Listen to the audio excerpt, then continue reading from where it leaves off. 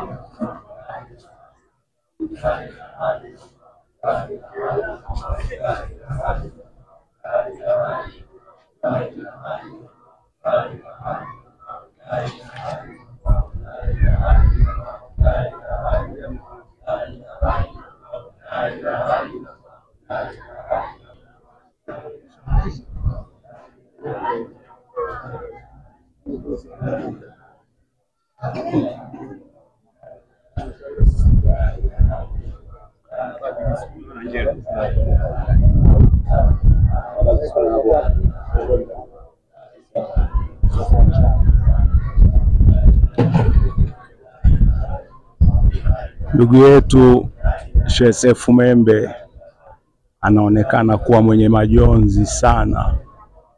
Kipenzi chake, mtu wake wa karibu kamtoka. Itamchukua muda mrefu, itatuchukua muda mrefu sana. Itatuchukua muda mrefu wana Mianzini kusahau, lakini tunamwomba Mwenyezi Mungu amweke mahali pema, na sisi ndugu zake, jamaa zake, tupo njiani tunakwenda.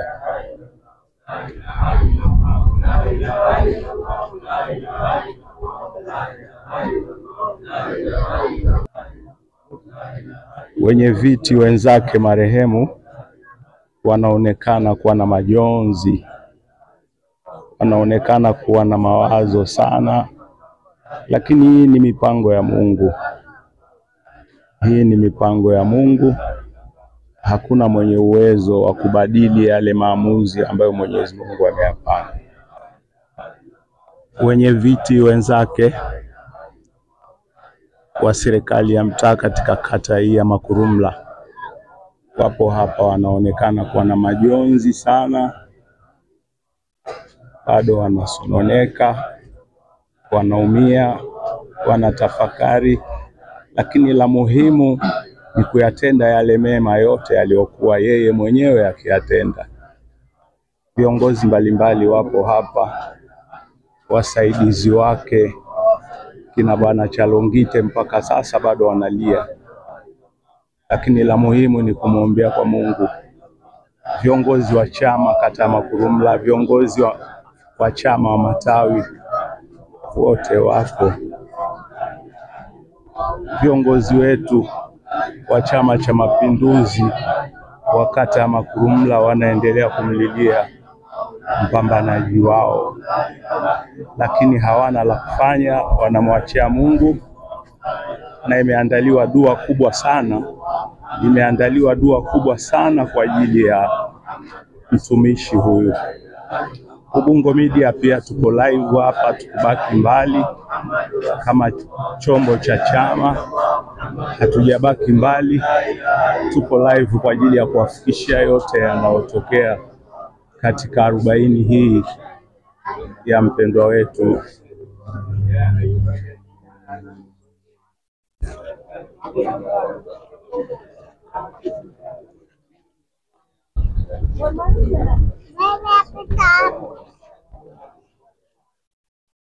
Mimi naitwa Mohamed Abdalla Kilembwe, lakini jina kubwa linalojulikana Kinyaka, Mohamed Kinyaka.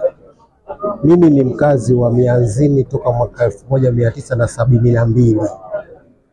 Kijana huyu alipoteza maisha yake hivi karibuni kwa tukio hili lililotokea ni kijana wangu, nimemwona toka akiwa mdogo, na ukweli tumeshirikiana katika mambo mengi kimichezo, kwa sababu alikuwa mmoja katika watu ambao nilipokuwa na timu yangu inaitwa Manila, basi yeye alikuwa mmoja katika wanakamati. Tulikuwa tunakwenda vizuri kipindi chote mpaka baadaye ya kupata nafasi hii ya wenyekiti toka awamu ya kwanza. Ukweli mimi ni mmoja katika watu ambao nilikuwa namkubali na niliwahi kufanya hata kampeni kipindi cha kwanza hata hiki kipindi cha pili. Kuondoka kwake kweli yenyewe kumenisikitisha kiasi kikubwa sana, kama vile nimepoteza mshirika, nimepoteza mdogo wangu. Nikisema hapa mdogo nina maana kwamba hata tunapotoka ni kumoja. Ukiangalia ni jambo ambalo limenisikitisha, lakini yote haya kila mmoja ana wakati wake na safari yake. Safari imempata kwa njia ambayo wengi tumepata masikitiko makubwa, lakini ndio safari, kila mmoja na njia yake. La maana ni kwamba tumepoteza mtu ambaye hata katika utumishi wake tulikuwa naye vizuri na alikuwa mtu wa watu. Hasa ukitaja jina la Njele kwa kina mama wa Mianzini, imesikitisha, lakini yote kwa yote tunamwombea Mungu amlaze mahali pema peponi. Kile ambacho amekifanya duniani basi ampe kwa mkono wake wa kulia na amnusuru na adhabu za kaburi na amnusuru na moto wa jahannam siku ya hukumu au siku ya kusimama kwa wote. Asante sana, pole sana. Asante, nashukuru.